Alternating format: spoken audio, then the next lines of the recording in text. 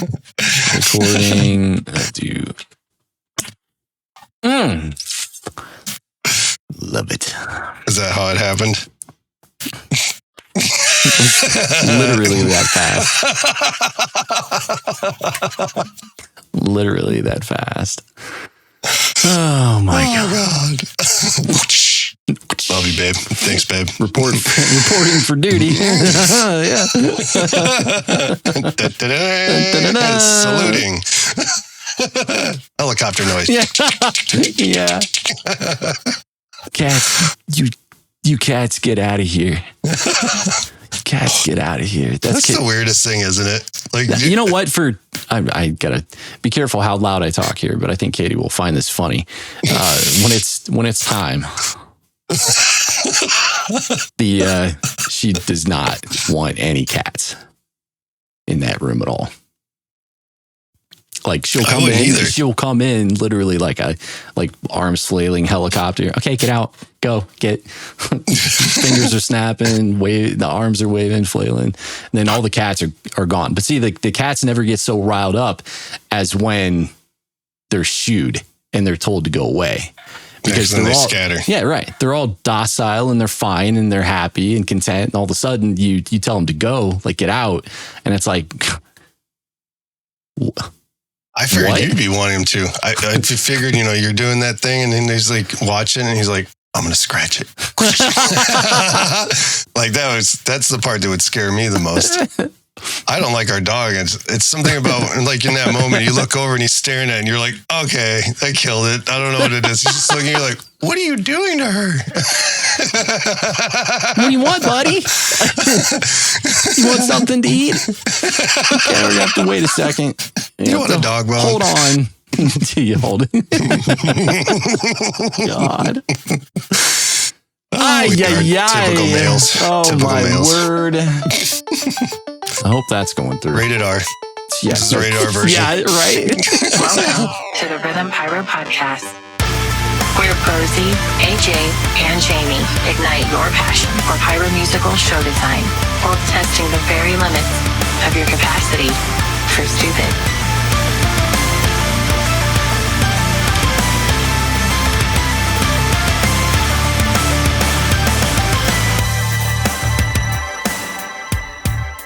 Okay, we'll go back to this one.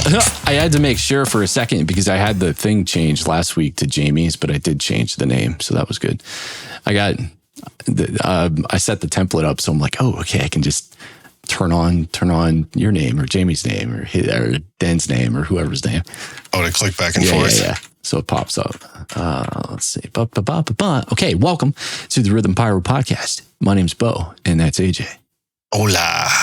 And this is a podcast, and we're going to get together and talk shop and fireworks and art and share tips, tricks, news, and insights with you. Today, it's design insights because it's like almost June. And if you're anything like me, you might be either right in the middle of a pyro design, coming off of the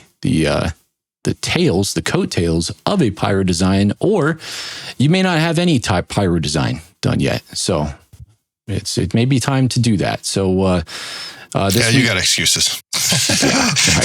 Got excuses. Life's a little busy. Just a whittle. Got stuff to do.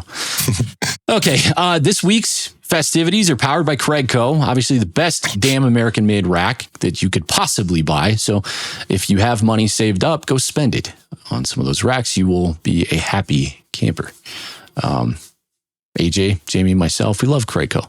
And Brian does absolutely a phenomenal job. You heard the ad. It's good stuff. And best at customizing. Yes, you got something in mind, 100%. Throw it at him and he'll probably make it reality. That's right. If, don't be shy either. If all you have laying around the house is like toilet paper rolls, make something. And then cardboard, Brian, cardboard, pizza boxes, whatever. Brian will make it happen. You're fine. Can you make this? Can you make this? Yeah. I think I'm picking up what you're throwing down. Got it. And in 3 hours, you get concept. You get concept art. It's really good. So this week's episode is powered by CraigCo and COBRA Firing Systems. We got a message from one of our favorite sponsors. This week, COBRA Firing Systems. COBRA wants to give a huge shout out to the Rhythm Pyro for keeping fireworks passion alive and proving that sleep is optional when chasing the perfect show. They're proud to sponsor the show and, more importantly, the incredible pyro community, the only group of people who think too many fireworks is a made-up concept. Massive thanks to Scott and the COBRA team for their support and for giving us a way to light up the sky without having to sprint away like a movie action hero. Go ahead and check them out at COBRAFiringSystems.com. Heck yeah. Some people like the action hero approach. I'm not a fan. Sometimes. That's right. I'm modest. Once in a blue moon. Once in a blue moon. Oh, man, did you see that? No, I'm sorry. I missed it. What? What was this? Why didn't see it? I missed the first row. What? Did you record it? Says he gets all worked up. You know, every single year he's such a drama queen. He says that he almost died, but really nobody saw it. It's because nobody recorded it. Yeah, right. And it was dark outside, and that the camera ISO was just way too low. The quick match was too close to the fuse. Yeah. Yeah. Oh, man, I could have sworn I had so much time that wick was so long. Yeah, it's like a foot long. What's your take on that when people call fuse wick? I don't know. I've never called it wick, but yeah. You ever heard that? But very few people call it wick, though. There is a few, but I think it's so few, I guess, that every time they do say it, I'm like, what? I think of candles. Yeah, I think of candles when they say it. Yeah. I'm like, kerosene, wicks, that kind of thing. I think of. Right. Fuse is fuse. Yeah, fuse is fuse. We still got to do that. That pyro. What was it? We were going to make like a pyro dictionary word or whatever. Urban dictionary. Yeah, that's it. We need to just make like a pyro children's book. I think that'd be a good one. A New York Times, a Facebook Pyro Universe bestseller. Yeah, I'm sure. That could get bad too. Yeah, it could be. But you just got to be so clever with the wording that it's almost like those adult themed oriented books that are made for children that are they're obviously a big joke. Play with my balls. Yeah. B is for balls. You shove them in the tube. Bo has balls. Mm-hmm. Bo has blue balls. Well, not anymore. Not anymore. Whether you're enjoying the content or you hate the content, we would love to hear from you. Go join the Discord community. Share us around your social circles. We're on Facebook, Instagram, and YouTube as well. This episode will obviously be on YouTube because we're going to be sharing some stuff that's of visual reference, and it's very hard to explain when you're just talking about it. But this one actually should be relatively simple enough if you're a car listener, but we'll see.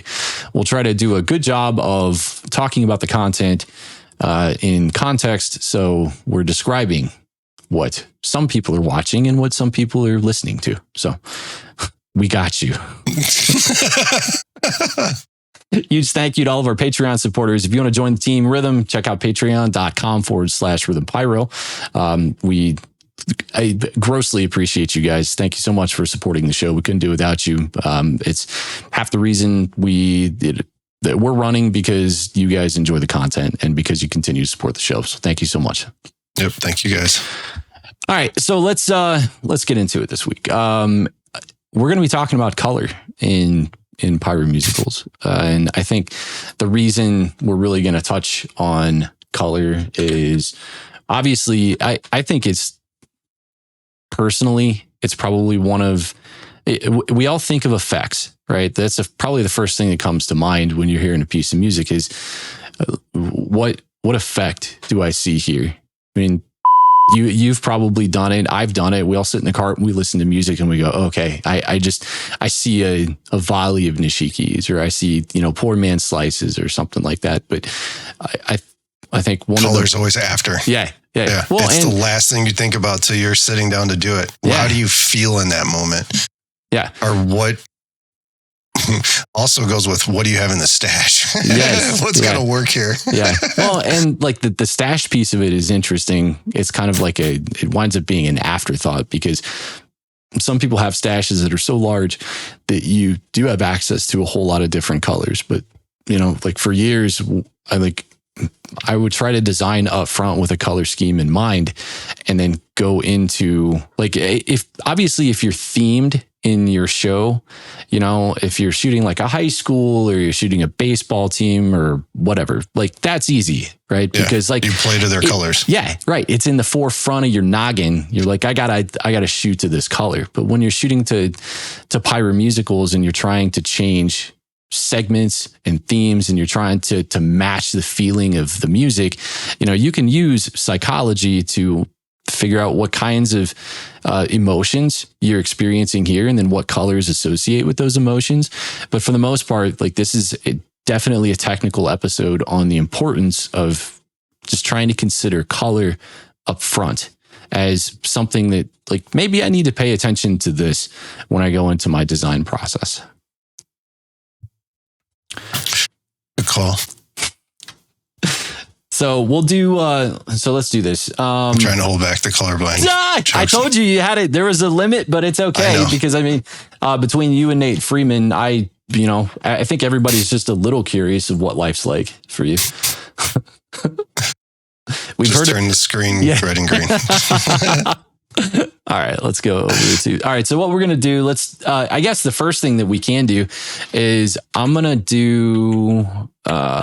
flip over to the screen share, and we're gonna go over some tools that you can use to get color schemes. So let me go over here. Okay, so is this the one you use? This is one of the few that I use. I bounce around a lot of times. Like I've got 5 or 6 of them saved inside of a folder, but it really just depends. It's really weird. You know, Canva's got one too, but I noticed that Canva's is really interesting because some of the colors don't align. Like red is, red is always a complementary color to green, obviously, right? But for some reason, when you go to Canvas is really weird because it's not that. Okay, so this is Canva's color wheel. So look at this. Like right here, this kind of says that red's complementary color is almost like a teal.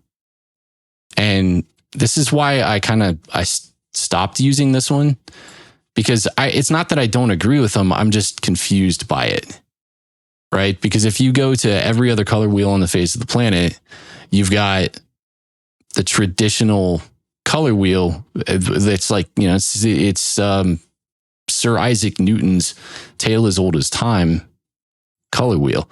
So I'm not too sure why theirs is like this. I mean, purple and green, that one is somewhat correct, but there's shades of green that should be more magenta. So it's just weird.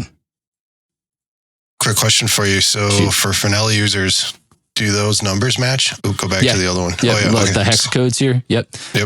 Hexadecimal. It's essentially the same thing. You can totally take these and then copy them and then paste them into Finale, and you'll get that particular color code, whatever you've landed on here. Nice. Which is nice. Yep.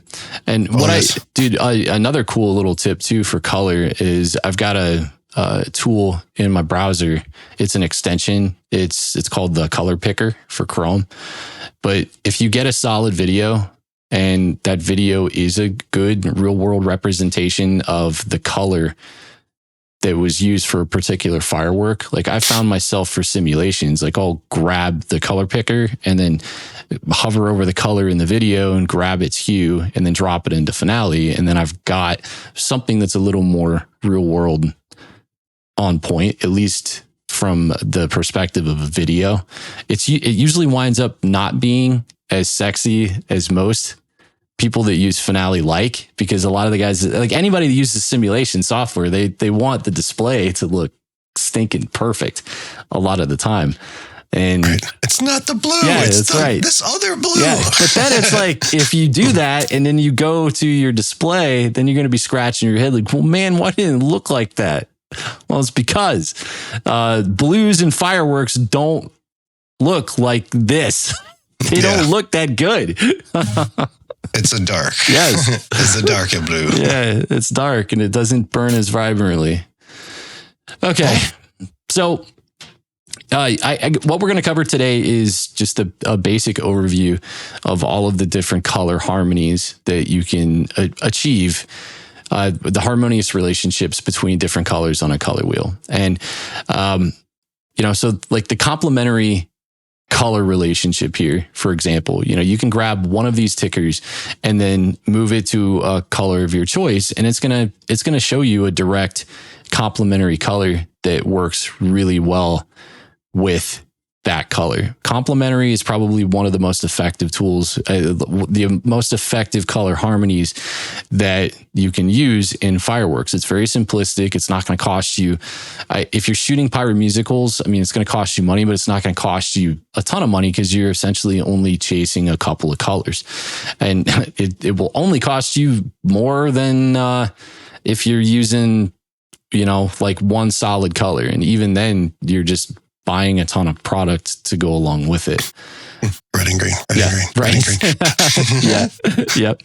Yeah. So dragging this around the color wheel, obviously you kind of get a good feel for very quickly what colors might work well with any colors that you might have in stock in your stash or something that you want to put together for a theme.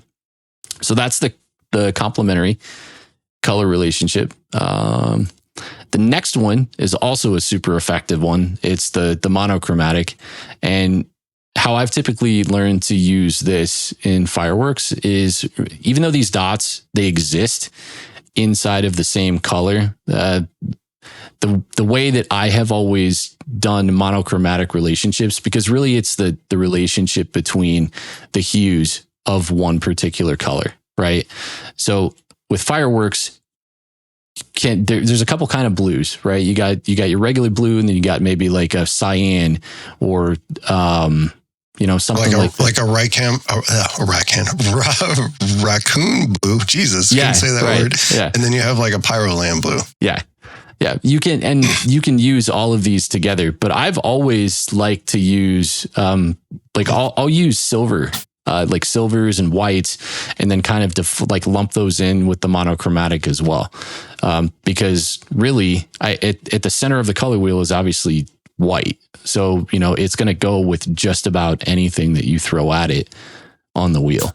So as you take this and then create a delta between those two colors within the relationship, you have essentially one solid color, and then you have anything that exists in that hue all the way to white.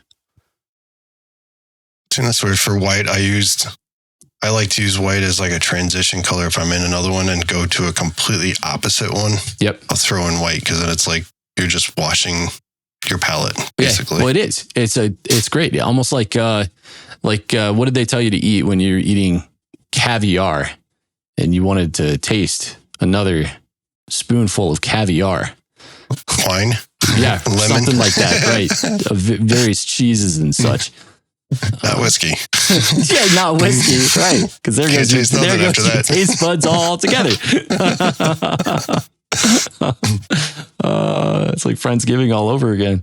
I couldn't taste any of Nate's delicious meats after rubbing alcohol. After that first swig of rubbing alcohol. So all right. So the analogous color relationship is another cool one. I've never seen this one actually. Yeah, I think I used this one. I think I used this one in Light Up the Lake. It might have been 2018, because this is where I got the red yellow color scheme, because it's like it's kind of close to each other, but not totally. I think the red yellow is more tetratic than it is anything else, especially when you go over here, because you're like bordering yellow and red, but you can kind of get red and yellow in there, and I just like ignored the blue. But really what it's doing is it's creating, it's colors that are right next to each other on the color wheel, and you can find clever ways to use those colors to complement one another within a scene, because it's like they kind of exist in that same quadrant of the color wheel. So therefore they're going to look good together.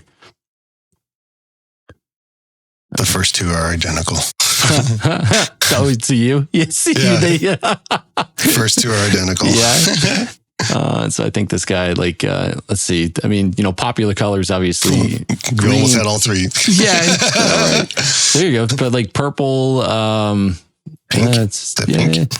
Kind of. This is purple, blue, and teal. And I used something. This was actually, I think I used a split complementary. I've got a video queued up that I'll show here in a minute. But I think sorry, if teal, you don't really see that a lot. You don't. At least I don't think so. Dago Den, if you're listening, let's see. There's your next mission. Yeah, we'll do a teal. We'll do a teal day. A teal day. Teal day. Yeah, teal. We'll see. Here's another good. This is an interesting one, and one that's always I've seen this one before, but it's tough. You could use it in segments. It's essentially purple, cyan, and orange, right? And there's a few suppliers that supply orange single shots and then cyan single shots, but they're really few and far between. And I know there's maybe a handful of cakes that feature some of those crazy colors, but you don't see a lot of them, especially purple. You don't see purple a lot either. No, I mean, you see more of it though. Purple and orange, ever since I seen Nathan use a ton of it, I really like that. I don't know what it is. To me, they combine really well. Yeah. Yeah. I don't know if it's just because one's dark and one's bright, and it visually sticks out to me so much. Yeah. Actually, the cyan, now that I know what the color that is, that you say that, Dominator has that slice. It's like a gold slice with a cyan meteors that come out the top of it. PFX 13-21, I think it is. Okay, you have to send me a link, because I would love to find more products that have some of these more exotic colors in them, because they hit hard when you're watching them, and I think that's because it's so saturated. Everything that we take in as fireworks connoisseurs, we're so used to seeing the same colors. And then when we see rare colors like cyan or like an orange, or even a purple, I think you're right. Purple is more prominent than the other two, but when you do see the other two, you're like, oh, that's sexy. So much so that you wish that more product existed, because it allows you to build out the sight picture using different types of effects that also contain those same colors. That's always been the biggest challenge, I think, because you can get away with doing really cool single shot runs and kind of run the field for, a few bars in music over a segment with just single shots. But then I feel like forced into, you have to transition to something else just because it's hard to find product. Right. Like I said, there's standard, the red, green, blue, purple. Yep. Oh, what I missed there? Yeah, well, red, green, blue, purple. Well, red, green, blue, yellow, white. And then white, and then brocade stuff too. Yeah. Which brocade Nishiki. stuff. Yeah, brocade stuff, nishiki. I totally consider that part of. Depending on if it's a silver or if it's silver, I consider it monochromatic as something that you can use to kind of just build separation in a sight picture. But brocade is totally yellow. What do you think of silver effects in general anyways? Some of them, even Amber says they look a lot more white than they do silver. Yep. I think the white strobe, white peony, all that kind of stuff, totally. It's 100% white. That's how it comes off. The only time I've ever seen silver is it's bushy. It's not stars that are silver. It's more what do they call that? Like a wave kind of thing. Chrysanthemums. Yeah, or like that kind of something with like a bushy. If I see like a silver, if it's something that's got a tail on it, that I might describe it when I'm talking about it just off the cuff as silver, but mainly, I'm just going off of what is probably implanted in my brain because that's very likely what's on the description of the product. But totally, I mean, I file that one under a monochromatic color that you can use to either create separation or do what AJ said, and lump that in as a product that can help you transition between segments. All right, and then we'll go to tetradic. Tetraddic's cool. I think I use tetradic or triadic or tetradic in I think it was the Stranger Things show, which was interesting. But this essentially makes what is that triangle called? It's an equilateral triangle, right? Where they all have the same length, equal length side. Yeah. So it's an equilateral triangle on the color wheel. So for instance, if I wanted to pick green as a primary color in using the triadic harmony, I would then know, based on the results of this tool, that I can also use purple or orange, possibly even red. Yep. Purple. That's red. Okay. Yep, that's red. The one on the left is red. The one in the middle is purple. And this is still green. I think I really need to start trying that more because I think it's just because I'm complementary. That's what I mainly do. Yeah. But I like this triple thing because it allows me to use another one in there. I think that's the only time when I have multiple colors, it's always because Amber tells me to add that color because I'm paranoid to mix stuff together. Yeah, because to me, I can't tell really what it looks like. So I don't want someone to be like, "What the f is that?" Well, in an instance like this too, because I actually did at one point look for a tool that so many of these produce a hexadecimal code, but I don't think any of them really give you a written descriptor as to what color you're looking at. Which, like for you and Freeman. You would just have to type that in, right? Yeah, you could type this in Google, but I mean, eventually you might get something that tells you, yeah, you're looking at purple, right? If you grab this code, but there's so many different hues of that one color, you might get lucky. And it would say, oh, you're looking at a purple or you're looking at a pink, which for somebody for somebody that is colorblind, like that would help you, I think, immensely, because when you're shopping for stuff, like that's how you're categorizing things and cataloging them in your head is, that yellow looks a certain way in your head and the world thinks it looks a different way. But like the one commonality between all of that is the word yellow. Is it banana yellow? Is it? Yeah, right. Or is it Volkswagen yellow? I couldn't tell you, but it's yellow. Says right there. YELLOW. Uh-huh. All right.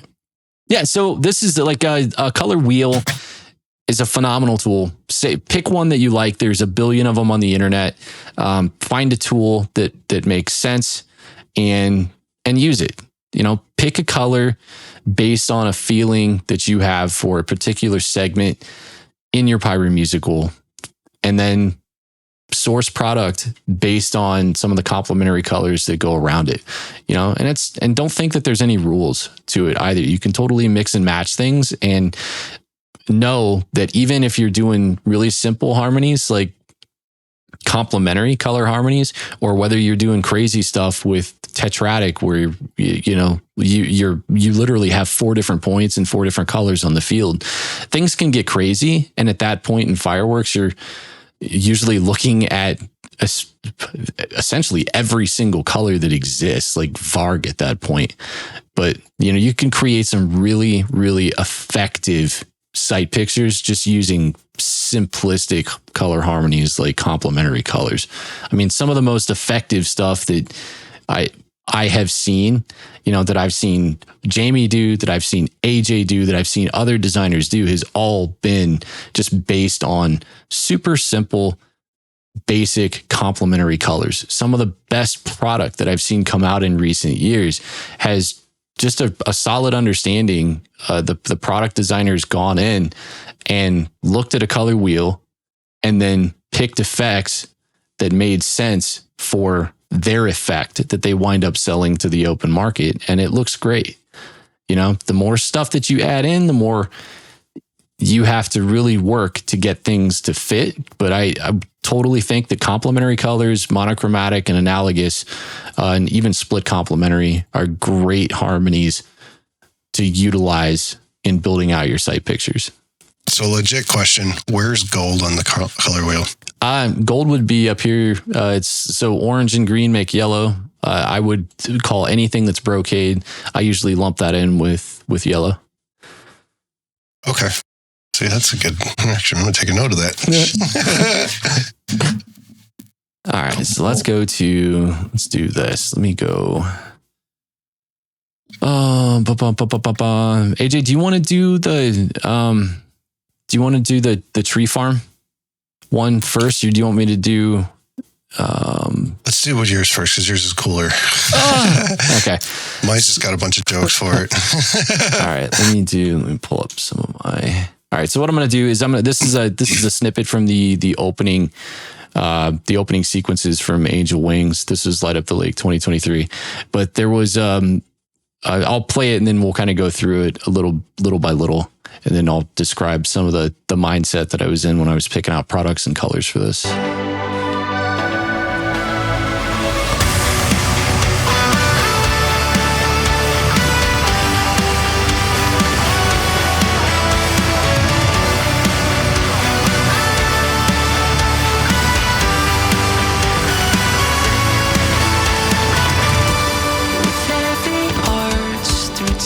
Okay. All right. So I really, what I did with this one, this is largely a tetradic mix here.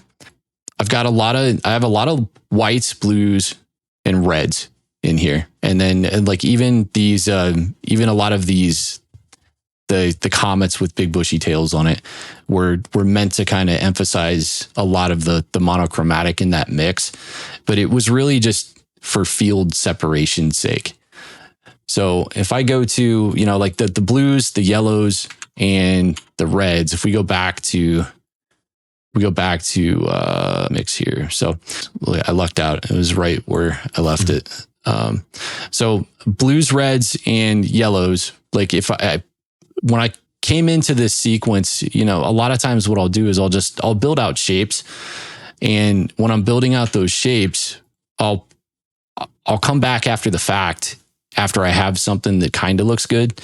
And then I'm like, all right, well, how do I want to start building this out so I can create more separation and more pattern recognition in the sequence by adding color to bring almost sequence and flair to the entire ordeal. I think when I started it, I may have had the blue meteors and then the brocade tail comets, and that was it. A lot of the mines were added after the fact because I felt like I needed something on those beats, but I would always pop back to the color wheel and the harmony that I'd kind of chosen for the segment, and then try to figure out what looks good along with it, and you can always flip flop back and forth and try to pick things that totally make sense with, do I like this? Because it's really easy to walk away from everything that you've done on day one, come back and then maybe look at it later and say, this is crap. I need to start over and try something else. It looks a lot cooler at 4 a.m. Yes, exactly. Right. But it's, that was kind of there's been plenty of displays where I've done that before. And there's been some displays where I didn't have the luxury of doing that, like freaking Octoblast. Jamie and I went nuts and blitzed Octoblast in a day. And then because we were under the gun, all of the color harmonies that we'd picked for that, I think after the fact, we came back to it and we're like, yeah, that doesn't look as good as I thought it looked. as I thought it was going to look the night we did it. And then you're like, okay, whatever, you live and learn. But over time, you learn stuff that kind of works well in context. Play the opening again one more time. Yeah. Because I want to, before I say something, I want to make sure I'm not speaking out of context.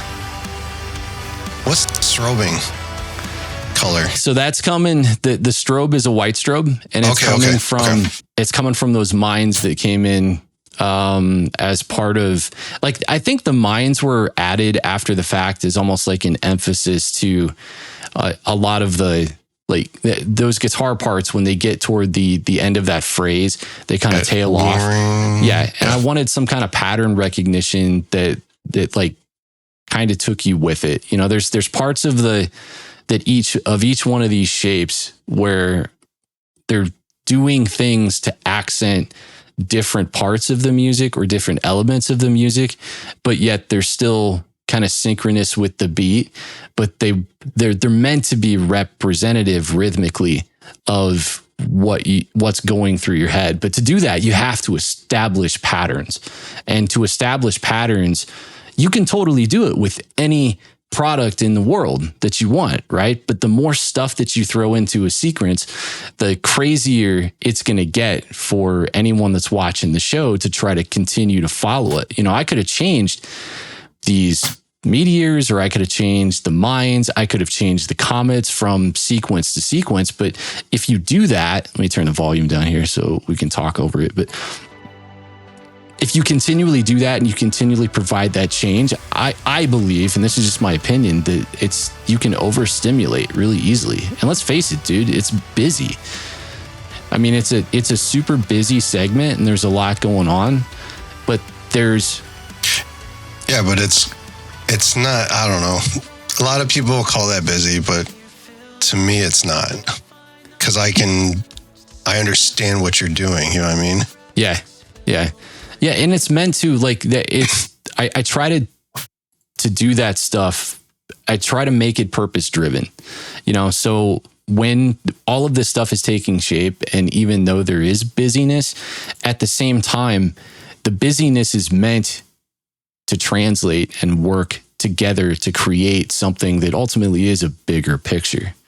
That bigger picture. You have your huge framing moments, and then you have your bottom end, where you're having all those notes, but then you have that boom, that moment again, and then your eyes, while that's burning, brings you back down to that lower section where you're feeling all of those hits go into play. Yeah. Yeah. And then, like, using those different colors in conjunction with all of the different parts of the sequence and all of the different subsections of the sequence. A lot of times, just like we kind of emphasized in our class at COBRACon, like, for moment framing stuff, I'll start with really basic shapes using monochromatic stuff, usually like some kind of parabola sequence or something where I'm taking things with tails to try to create subdivisions, trying to create like pie sequences in my sight picture. And then I'm finding ways to divide that up. But a lot of times when I get to that portion of the design and the creative process where I'm like, okay, it's time to take a really basic shape and make it complex. That's when I really rely heavily on the color wheel to try to bring that shape to life. Yeah, by filling in the spaces. Yeah. Yep. By filling in spaces and just trying to do clever things in sequencing that are constantly going to be taking people on journeys through this particular color palette. All right, cool. Let's do, we'll go back. All right, let's do the tree farm. Sorry, guys, I'm not going to be able to explain as well as Bo. That's why I chose the tree farm one. It's pretty easy. Okay, I'll let you drive. Oh, I'm driving? I'll let you drive the tree farm because I didn't know what spots you wanted to go through. Actually, I got to find it too.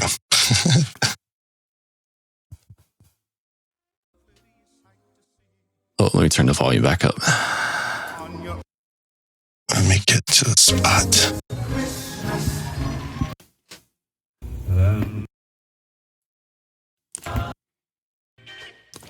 Oh, there we go. Posey. Obviously, it's all red and green, but it's the second song more than anything. When I think, dude, like even like this, it's just it is a testament to how you can totally use themed. You know, if you have the theme of a show and the theme of a show is completely like it's like duh, it's like written, it's written on your forehead. Like you can get away with doing that. It's not going to it will never ever get old by doing that. You can totally do it and people are going to love it, and that's literally all that matters. Well, for this one though, it was more like keeping stuff separated, and I don't know. There was a color that actually Scott Smith and I were talking about. Because I wanted to use these blue mines in here. And it's coming up. I can't remember exactly where it's at. But I was trying to think of how to use it over. And he's like, well, blue and white looks amazing. And I never thought about using blue and white in a Christmas show. Oh, it's right there. Yeah, I don't know why that pattern right there just looks so awesome. Right after this. Well, it's sick because it gave it gave the entire field room to breathe, and it's like things came back down, but like totally, dude, blue and white, you know, think of like every Jack Frost movie or, you know, every Snowman movie or whatever, but it's just a really, really sleek color combination.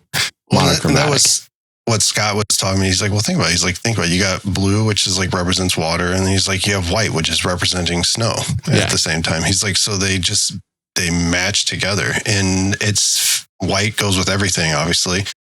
And then blue and green, you know, it's those things that I never truly thought about until you talk to other people and you're like, oh, I guess that does match that platform kind of thing. But this show for me, I think was the easiest to do. Is I'm like, oh, this is red and green and gold and red. Yeah. This is great. This is my kind of show. Well, I mean, and you can even get away with like the Varg stuff too in a Christmas show, right? I mean, we look at a Christmas tree, and some of the best looking Christmas trees, your houses with lights and all that kind of stuff. It got every stinking color under the sun. Like there's so much you can get away with depending on what you're shooting to. And red, white, and blue. Those weren't supposed to be red, white, and blue, by the way. They were supposed to be red and green. It worked. Was that all they had in? Was it all they had in stock, or was it a boo-boo? No, I grabbed the wrong ones. As soon as I was at least you grabbed 3 of the matching wrong ones. Could have been way worse. Next time I'll read the label better instead of just saying I'll solve go-getters. So I was like, I'll make fun of myself on that one. That's all right. You know what? You can always fall back on the colorblind thing though. When people say, "Oh man, I don't think that's not exactly what the simulation looked like." All right, I'll go back to the other part. All right, so like the opening sequence here, I used yellow too. Yeah. In the cakes. Yeah, see that looks so good, dude. And like, how did you and Doug coordinate on the 1-3 and the 1-4 mix? Like, did you do all the 1-3 that's in this too? We did it together. So I did a majority of it at home, but then we met up at his house and just kind of like went through with what we wanted to do with the 1-3 stuff. Obviously, it was a lot of gold, red, green. Yeah. But we changed it from like just doing like red peonies, doing like red chrysanthemums, you know, just something that added that extra gold or something else in there kind of sequence. Yeah. And I wanted to keep all of this stuff like solid, like you see it there. Like everything didn't mix with other colors. It was like solid color platforms through everything. Yeah. If that makes sense. Well, yeah, because it's like, it's more eye pleasing, I guess. And for other people, they can follow it a lot more when they're not ready to, when they've never seen something like this. At the first time they say like, oh, what the hell? Yeah. Well, it gives you a basis. Like, see right there, that sequence was awesome. I'll play that again.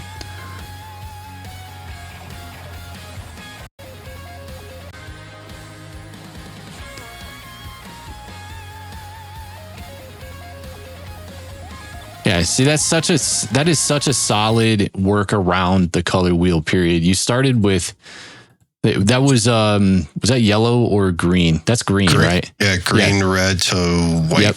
Yeah, green, red to white, which is obviously like you're going from a complementary color to a monochromatic color. And then from that monochromatic color, you're going into an effect that has elements of everything that kind of preceded it. Yeah, right. But you're still like, you're not introducing something that, subliminally humans are going to look at and go, that's kind of weird. Like you're running this wheel, you're going around it based on color harmonies, and you're using those color harmonies to play to your sequencing. And that's a huge plus. Like that's going to score you big points all the time. I guess that's why I was asking you earlier too, what silver looked like to you if it looked white, because that's why I went with the green and silver right after this. I was thinking, okay, well, green was first, then I went red, then I went white, but then the green is first, but I'm using the silver to complement the white, even though it looks white to me. Yeah. That's why I was asking you earlier what it looked like to you before I made that comment too. Yeah. People be like, this is silver. What are you talking about, man? No, I think this looks sick. And it's like on top of the color sequencing looking good, the sequencing that you have the colors as the colors step along, the actual physical chase and the sequencing looks really good. Like because you could take all of that and blanket that in one color. Is it still going to look good?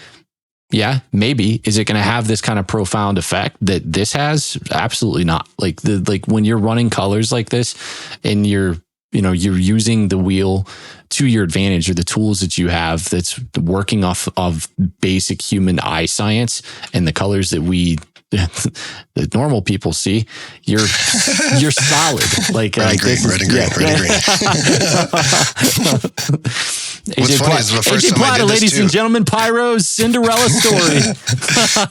The first time I made that too, I did, instead of just doing all solid green, then all solid red, then all white, I was doing red, green, red, green, red, green. Yeah. But then I thought about it, even when I was watching, I'm like, it'd be better, I think, if we just did solid colors back and forth. Because again, you're following it. Even though it's complementing each other, each one, I thought the solidness looked better. Totally. And then I mixed them all with the finale with some really cool Lido shells, which are right there. Yep. So it's like all the colors, the red, the blue, the greens, like, I forget what they call that stuff. It's like a total different color. Yeah. Well, and then sequencing your way through like shell breaks too. Like you did that at PGI last year, and I thought that was freaking phenomenal. Like that finale sequence where you went through. Erase that, please. What's that?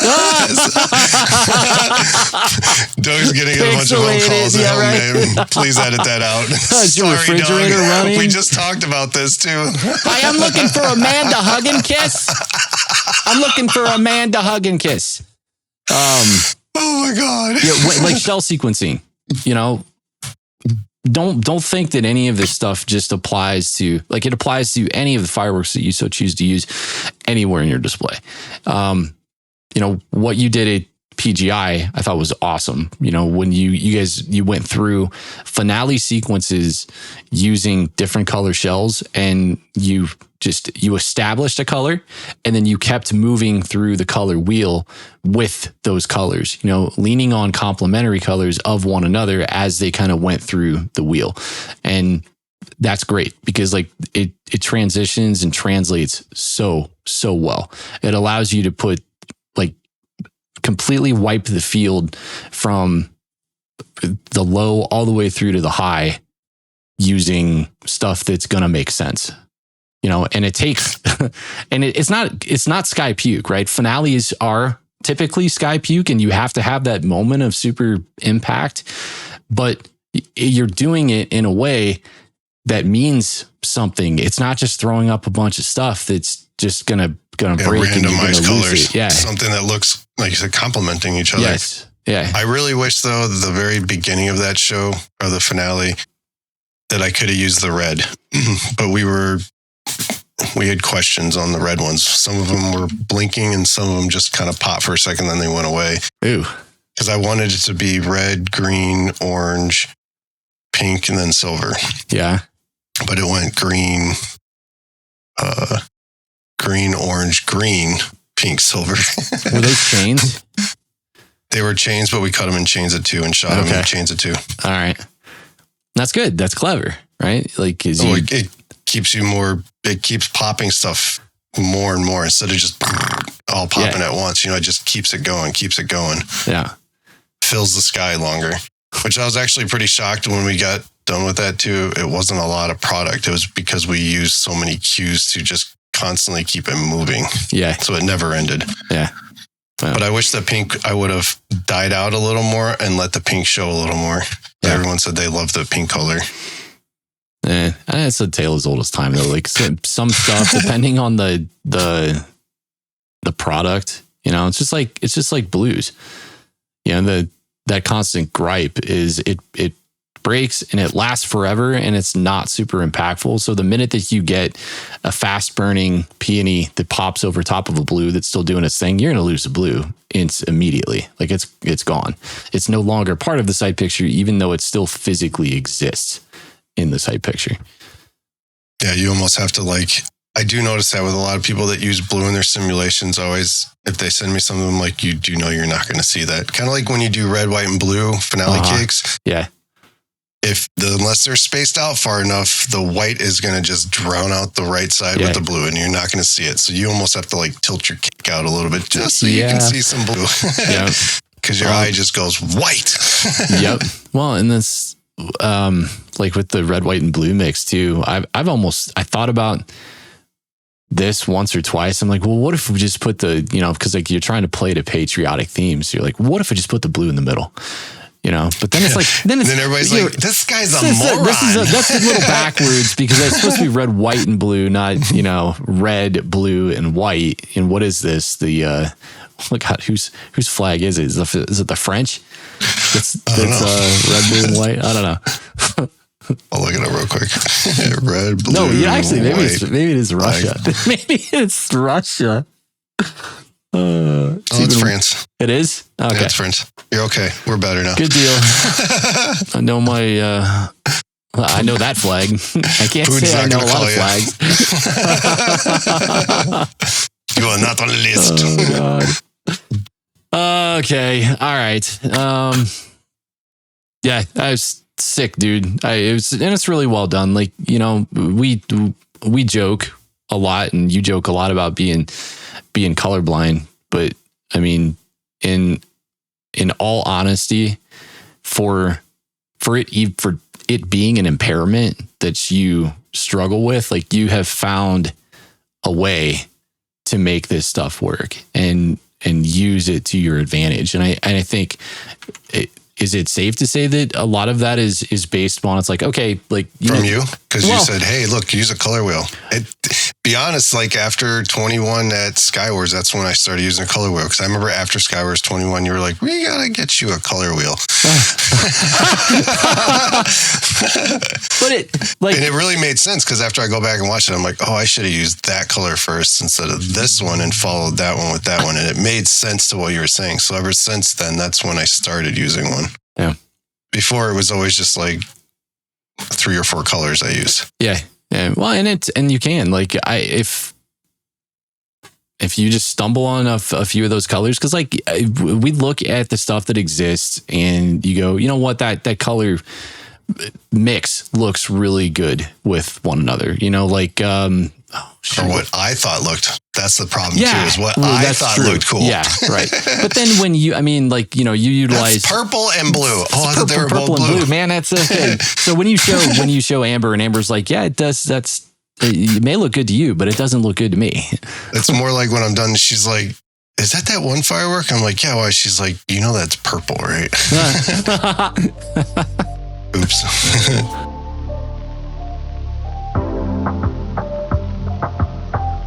When it comes to single-shot racking systems, the market has certainly seen its fair share of saturation in the systems that are available to shooters. But through all of that noise and every spinoff, there isn't anything that compares to the pyro industry's OG OEM, CraigCo.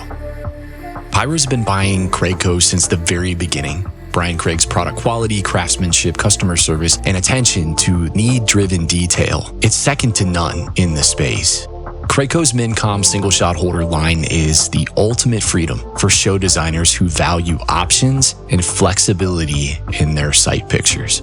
While CraigCo offers standard product lines, sure, Brian is the industry's authority on mechanical design and fabrication. If you have a mounting or rigging idea, Brian and the CraigCo team can help you bring that vision into the world. Wheels, ladders, the whole shebang. If you can dream it up, Brian can help you make it a reality.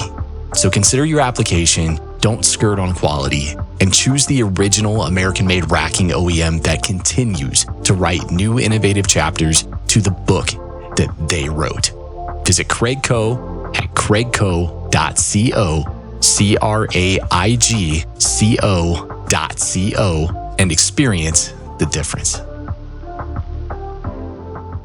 I think this was probably the first year that I ever used the color wheel for any design. This was Light Up the Lake 2017. Get rid of this. Wait, what did that just say? Go back. So this Moral year, support specialist. this is exactly how I would dig at the people that showed up to the shoot site and didn't really do anything. I still gave him credit though. Yeah, you made the video. You're a documentarian and the moral sports specialist. What was I? Bad influence or something? All right, let's see. Okay, we got that. Here we go. Hey, I got your status update for you, Junior. I've been doing this for over 35. Sorry, man, this is my cue. I can't hear it. Oh, really? Hold on. Yeah. Let me hit play. Is this? Oh, there we go. Now I got it. Got it? Okay. Oh, you missed your dad's part. I've been doing this for 30 years. Yeah, I've been doing this for 35 years, man. Yeah, this was the first year that I ever used the color wheel, and I did it in a way where I was like, you know what? I am genuinely going to segregate the field. You know, this is back when I was only running 3 positions at the lake, but I wanted like the most impactful parts of the display to have their own identity, but I wanted them to mirror each other, but have their own identity on separate sides of the field. And I used when I used the color wheel and I kind of read up on like the differences that color can make, like when I saw the result of that, I was like, oh my gosh.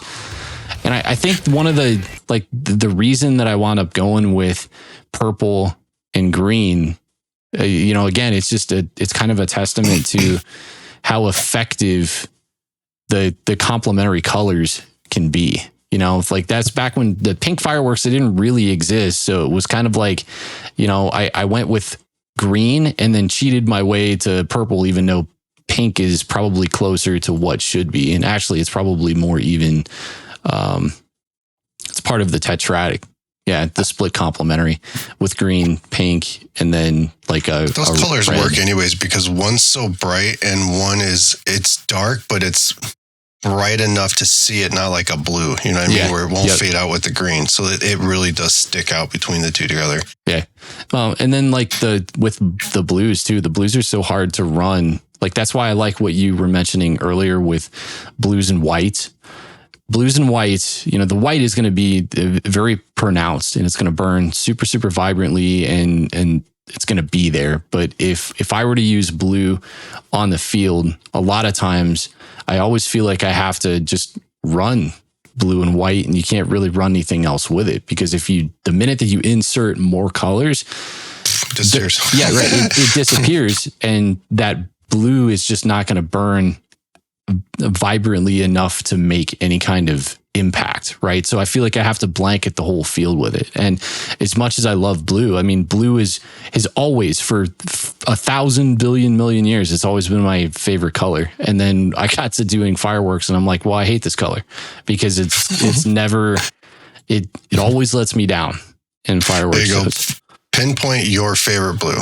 There you go. Show us your favorite blue. Yeah. Well, actually, better yet. And then everybody listening that makes fireworks, Joel. Joel. Yeah, that's Make a Bosey special there's blue. capable hands right there. Is Joel? Joel could do it. There you go. We'll call it the Bosey special cake. Bosey's blue balls.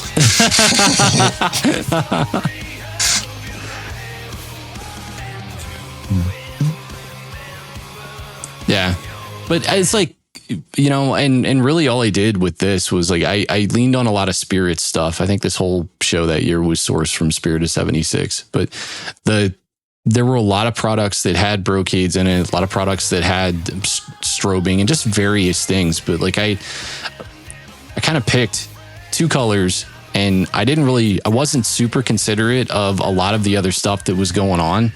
But Go back to the cakes just go back to the very last set of cakes that went off. Slices. Is it these guys? Yeah. Yeah. So those are. They're matching, right? Yes. Right, was the last one matching? Should have been. Wait, I think you jumped too far. Did I? Yeah, it's the very last slice in this part. Because So I thought that's- you were still playing, maybe it was just in my head, but I was playing the colors up top. I Yeah. thought you were following those. Like you Okay. chose row 2 and this one was row 4 kind of thing. Yeah. Well, so this, I was playing with my head. this was one bad piggy. So this is essentially, it's the same thing as a cut above and what are the other ones? 3-prong attack and what was it? AC/DC? Yeah. Yeah.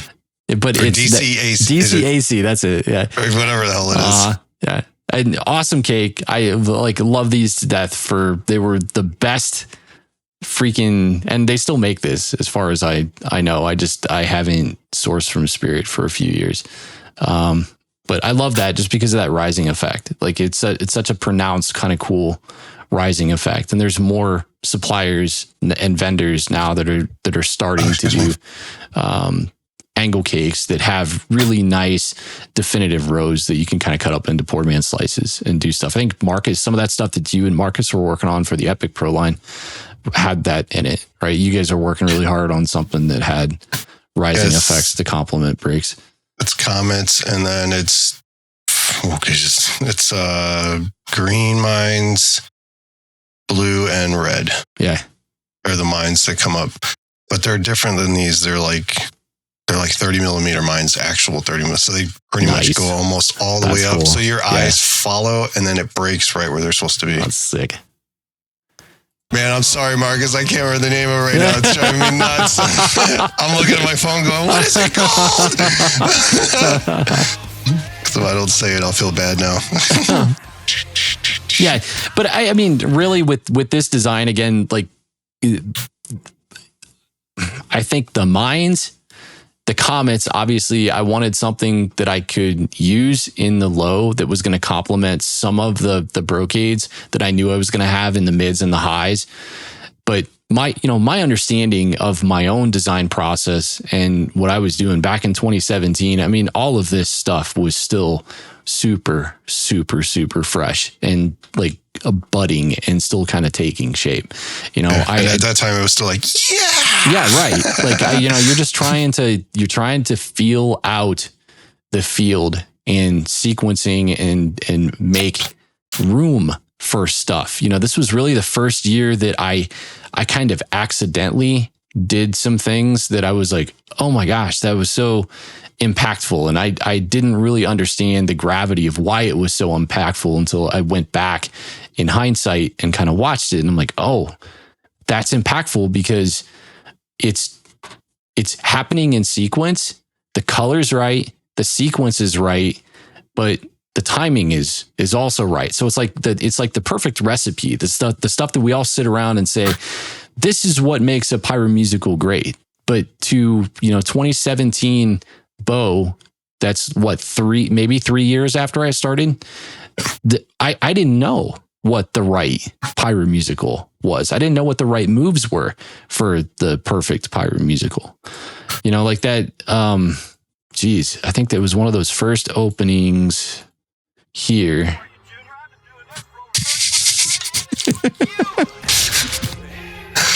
I think.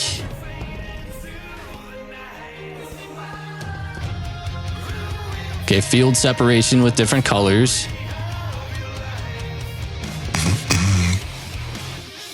Right here, right there. So that something super, super simple. And like, I just remember watching this particular sequence a bunch and asking myself, why do I like, why do I like this as much as I do? And like, I was setting up the sequence in the viewer, one for suspense, because you want to hit the downbeat when it comes across. But I was using product that had brocades and tails and like shimmering and glittering tails. And then I started the field split here, right? I identified to the spectator, things are split right now. Like it's a little lopsided because you have green in the middle and then you have green on the left and then purple on the right. But the sequence still worked. It would have been cool if I could have figured out how to get purple on the right too, but half and half. That's right. That is sweet, but that's not how that worked, and still doesn't work that way. But right here, this is timing that I didn't necessarily plan for. Right. I just knew that I wanted to hit that beat. So this is kind of a testament to how beats per minute and tempos can work to your advantage in some sequences. Like, like the stars aligned. Spirits, the timing on the fusing of their slices for this guy right here, those two slices combined with when that next downbeat hits, and then you get these comets that come out here, they're on the last shot, right? These popped at the exact same time that these popped, and it's the same angle. So I got lucky. It was consistent that year. Right. It's consistent, but then it's like, some of the slices too, like they're like the bombards. That's when Spirit came out with their bombard line, where they had just like the mines and then the colored breaks, and everything was like a super solid color. So it was like a great opportunity to kind of explore how to use color to be impactful. And like sequencing was just kind of a byproduct back then. Because I remember before the show shot, the one thing that I was really excited about was the color differentiation. The sequencing, I knew what it looked like in finale, but I had no idea like how impactful I got it until it actually went up.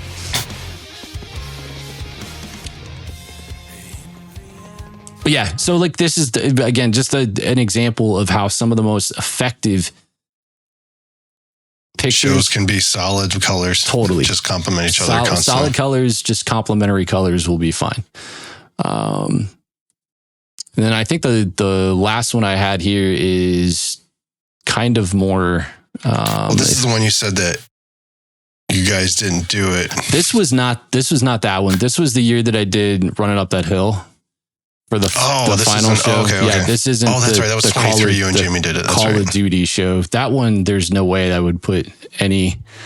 I would not encourage people to do colors like the way that we did it. We were running on 6 C4s a piece that night, and there's so much crap going on in the opening sequences of that show where it's like, oh dear God, you can hardly discern when you finally like the shapings are really cool. Don't get me wrong, but the color sequencing,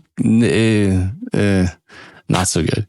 Then this show, this was the one that I watched, and like it was the one that I felt the most as I was watching it, like watching the colors on it that like gave me emotions, not just the effects, but the colors, because it played on to the movie exactly. Yeah. Yep. Like you can tell you took the movie and were like, all right, here's what's going on during these parts. And like the soundtrack was huge in this one too, because even for the entirety of 10 minutes, so like Tim Heimer and I split design duties on this, and we went from we had a DMX opening sequence in the very beginning of the thing. I'll let this play in the background while we're doing our thing here. But I went through all of my stuff, all of my videos, and made sure that this was fun too. I gotta play this. I did the voice acting for this. In the darkness. This was back when they did the. Wait, this is you? Yeah. I mean, it's. Oh, I thought you used an AI thing to tell it what to say. Dude, it took me 2 days to sound design that. So I took my performance. This is Bo. Yeah, this is good old fashioned voice acting, but I just have it's so heavy on the effects because I had to make it as close to Lord Vecna as humanly possible. I had one guy tell me the next year, he's like, hey, man, this was a really awesome show that you had last year, but I got to be honest with you, I've had nightmares 6 or 7 times based on the voice, and I laughed at first, but he was serious. I was like, I really feel bad. I really Good feel you bad. Remember it. I should feel bad or proud. I don't know. Proud. Yeah, proud. Yeah, but so the opening, the entirety of the opening of this is nothing but DMX. But obviously, Stranger Things is big into. It's all synthwave, it's all 80s, and the color schemes for the show it's red, right? So that was going to be a big theme throughout this show. So we did this rendition of the opener, and then Heimer had a freaking awesome segment here in the middle. He did that that Separate Ways cover that was really big in I think was it season 3 that they played that. Yeah, with the girl, forgot the girl's name. Yeah. With the hat. Skateboarder chick. Oh, yeah. Well, dude, I think that's the best season, period. And I think that's what kind of prompted when we were Stranger Things, that was it. We were that's a theme. That's a theme that we have to do for this show. But, Tim did a phenomenal show here in the middle throughout. Used a lot of longer burning shells, and then he stuck to a lot of the brocade sequences and the reds, again, just to try to stay on theme with the things that were going on. And it was super effective. Dark. Yep. So, all right. Then we'll just get to the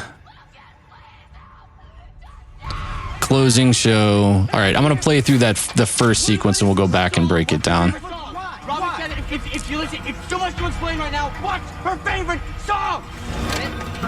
We're here right now. I got it. Okay. Now.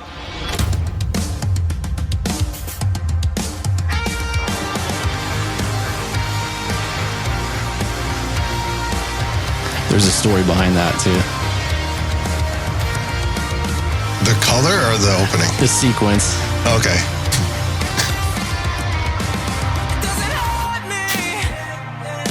That. Okay. Yeah, when that right? hit the first time, I was like, oh, that's that was awesome. Okay. I'm like, if there would have been more smoke, it would have been dude. It would have been concert worthy. Yep.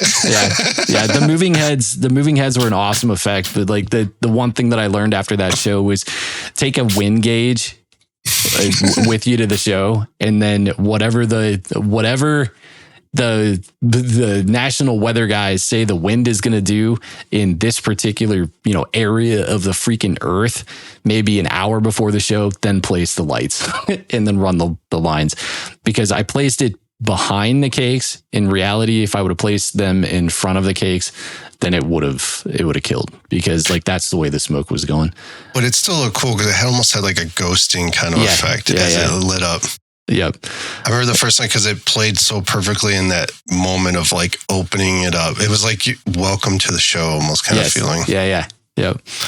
So that opening sequence, this was the first times that I was like, you know what? I'm going to go crazy with the color sequencing or just the color harmony. And I'm going to try to pick something that I'd never done before. And I tried to do a tetradic color harmony because I think I used oranges and teals. And now what I did with like the DMX in the beginning, I was using colors that were going to be in the preceding sequence just to try to use a couple of bars to establish with the spectators what colors they were going to see in the sequence itself. So we got oranges, we got pinks. See, I would have guessed green and red. Yeah. I swear to God, I'm not lying, dude. We got oranges and we got pinks, and then we got a line of blues, and then followed by just a big wipe of, I think these were the Nishiki Comet, if I recall. And then back to that. That was the only piece of that I wish I would have changed. Hindsight being 2020, I should have taken these and then sent these out. I sent these over the middle and I regretted it afterwards. But then it's like, on the turn of that beat, come back to yellow. And that's what I was trying to emphasize in this is like, I was trying to use colors that existed in this tetradic harmony, right? Yellow, orange, blue, and pink. And the reason I picked this one was very specific because like when you go to other ones, if I tried to put like green in there, you get like the crazy colors, like purple. There's only so many that you can do before you're flat out just Varg, right? You have to find places to split it up and break out those harmonies in the musical sequence. So the sight picture isn't so congested with different colors that people are like, okay, they just used every color, So why didn't you like the blue going across here? I don't like it because it got in the way of this. Like I've in recent years, I've become kind of a stickler on myself of trying to keep the verticals clean and really trying to allow product to almost like to move and jive and juke and jive with other stuff on the field. And I want that stuff to kind of play off of each other. And when this came across the field, like they're coming across the field and kind of like taking up the same space, but they're working against the grain with the go-getter slice. The go-getter slice.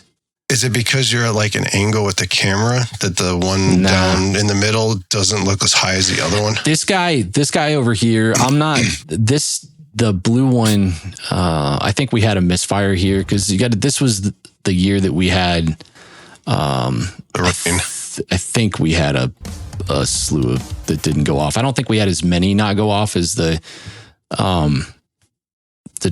Call of Duty show.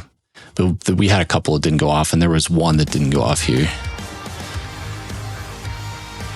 But yeah, let me go over this really quick. So the story behind this here was I'd kind of done like I joked in years past that it was doing like the Space Invaders thing. But this was a perfect place to do the Space Invaders sequence. One, because I had a ton of room side to side. And two, the theme of Stranger Thing is the 80s, and they're hanging out in the arcade all the time and playing video games. And they're playing it. Yeah, they're playing freaking video games. So I was like, you know what, this is a perfect place to do the Space Invaders thing.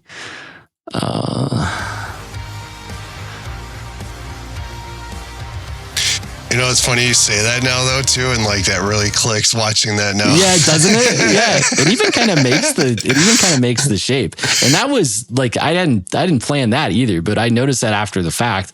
I was looking at it, I'm like, that kind of makes the shape of the Space Invader guy. Right there. Yeah. Yeah. Yeah. So I don't like it. Just works against it. If I were to go back and do it all over again, I probably would have removed these two, this guy and this guy, because the go-getter slice goes off and these other two kind of play to it. Like they're not totally in the way. Or just maybe just went straight vertical with them. Yeah. Yeah.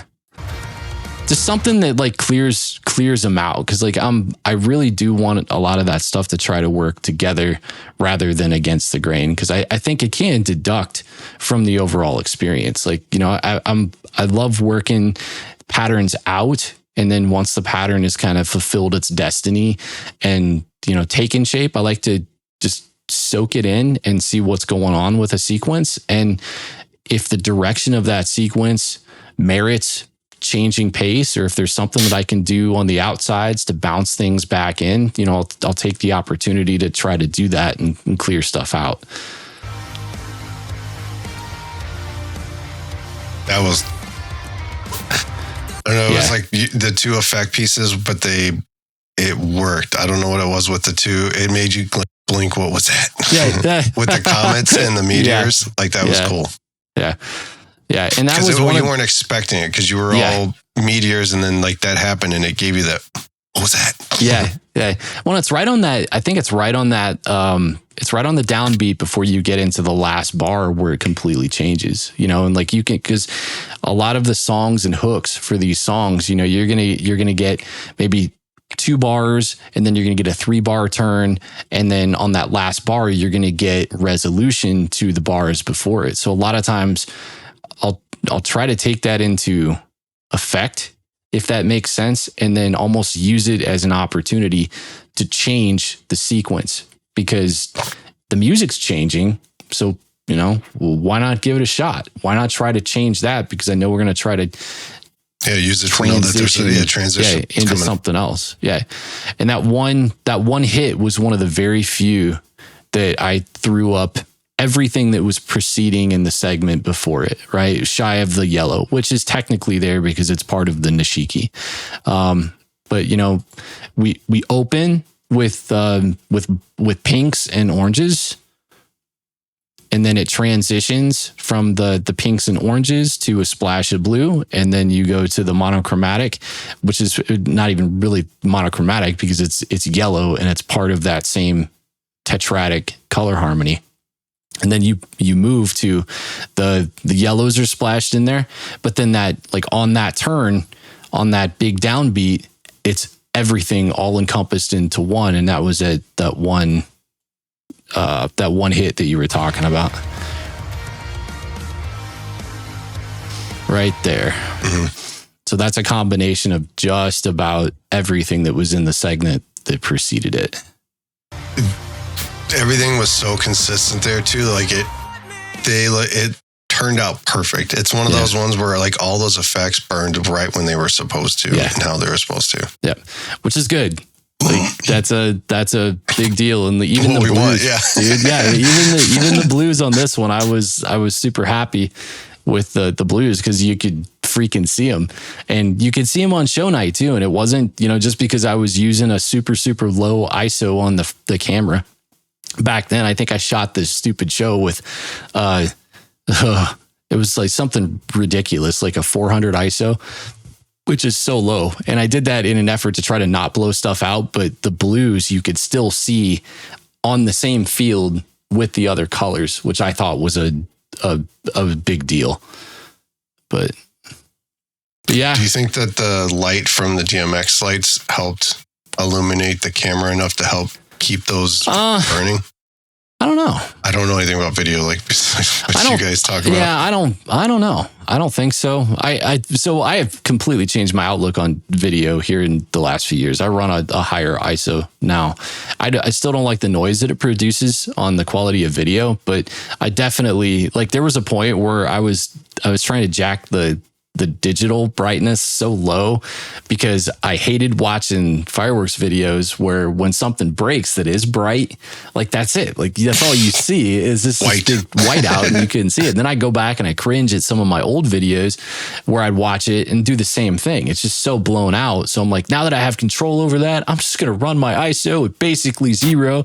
And then everybody's like, hey, is there a fireworks show going on somewhere in that video? I can't tell. It's so dark. Huh. It's there. It's there. Trust me. Don't you see it? Just don't use this video for burn times. Yeah. Yeah. Oh, man. All right. Let's see. Yeah. So any final thoughts on colors, my dude?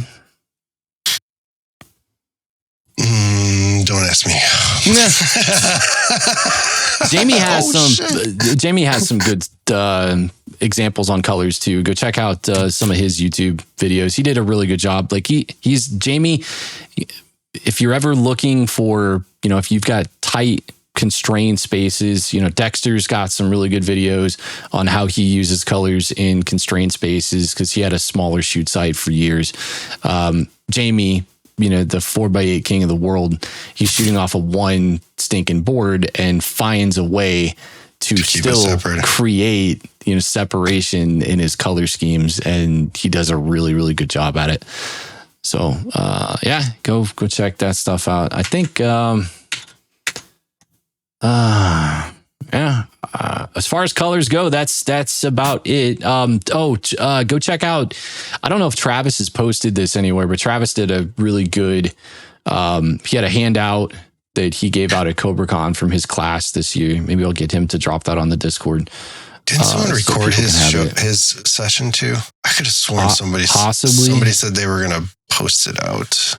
Somebody in the Discord said it right after COBRACon. Yeah.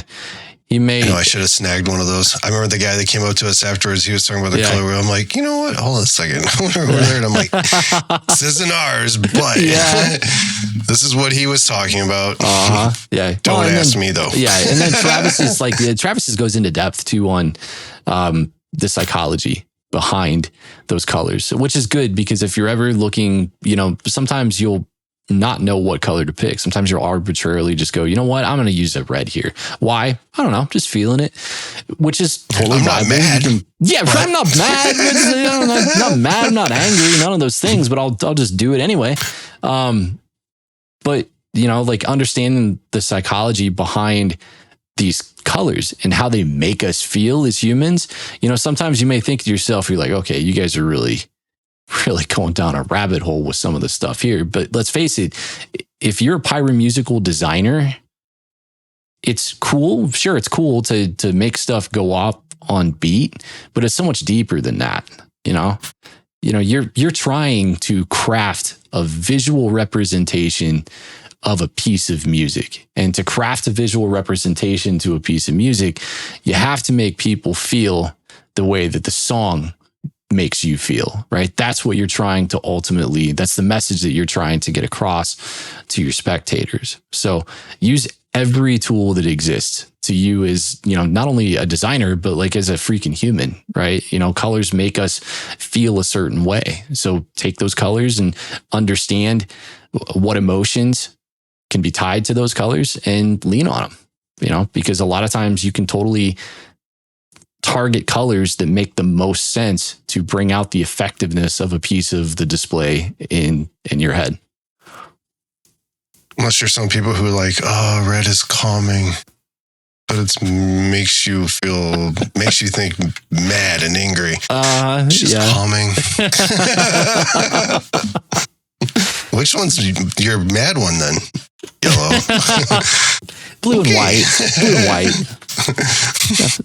Blue and white. Pink.